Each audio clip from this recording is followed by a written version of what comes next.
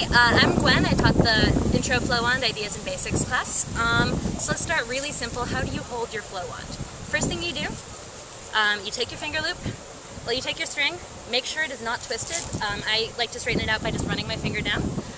Then you put the finger loop on your finger. People do it on their index finger or their middle finger. I usually do middle finger. You should have the string. It works the best when the string is running down the front of your finger, and it should be right in between your first and second joints, just like that. How do you get the flow wand started and staying straight up? You have to start with it straight up. It's helpful to start with your other hand a little bit higher so it doesn't drop once you get it going, and then just give it a nice gentle movement. And now I'm going to move back. So, once we got here, we talked about some really basic movements you can do.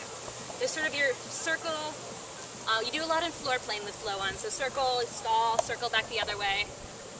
You can do around your head, one direction or the other. You can also do an hourglass, one under, one over, or an hourglass necklace, one under, one around the head. The next thing we talked about was using your offhand. I could stand here and do this all day, and it's not that impressive. The other hand is very important for making flow on look good. And that's what a lot of this is about. Now, there are 4 basic things you can do with your offhand. The first is nothing. I don't recommend doing this. The second one, and the easiest one, if you don't know what else to do, you can double your other hand. So just both hands are doing the same thing, just like this. Other things like that. The second thing you can do is you can push or pull. So this hand is leading. This hand is, this is one where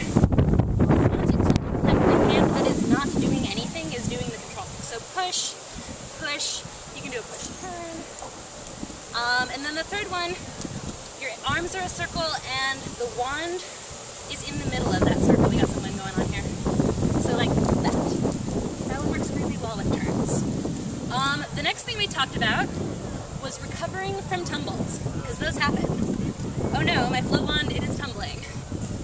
At that point, what you want to do is you want to grab it. And if it's spinning really fast and you don't know what to do with it, move it around. As you move it around, it will slow down, making it possible to grab it.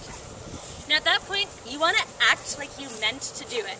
So hold it out, do something flourishy. We talked about palm spins. Those are a really good flourishy. I totally meant to do that move. And then once you've done that, start it over. And then you're good to go. We also talked a bit about turns. Turns are awesome with flow on. There's the push turn that we already saw. There's the finger lace turn. This one's super easy. You just lace your fingers and you can do it. I should probably not be spinning while I'm talking. You can do it with your hands extended or with your hands close into your face like this. We also talked about just turning with it up over your head. You can go with the wand like I just did, or you can go the other way, which is good for pirouettes, anti-spin. We like it. We also did a lot of stalls, side to side. That one can move into, this is an isolation that we stole from fans. Fire fans, they're great for isolations.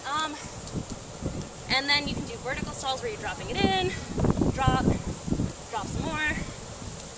And then of course, once you get more comfortable, drop it behind your back. What else did we do? We talked about playing basketball. Zoom. You can also do that one in reverse, and it's not going to work because it only works about half the time when I'm doing that, but you should practice it. And then you'll be able to do it. There we go. You can incorporate groundwork. And we talked a lot about practicing like you want to perform. If you stand here and do your flow on like this, when it's time to perform, you're going to perform like this. So it's important to use your body. Move around your space. Use your course hazards. Hey, course hazard. And get really comfortable dancing. You can use your legs to emphasize your movements, like bonk, bonk. I like to do a lot of up-leg stuff. And the biggest thing about flow wand, it's a pretty new art.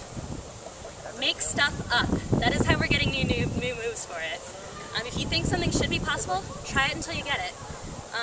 This was my first time teaching at Wildfire. It was amazing, and I want to thank everyone who came to the class. You guys were great students, and I'll see you next time.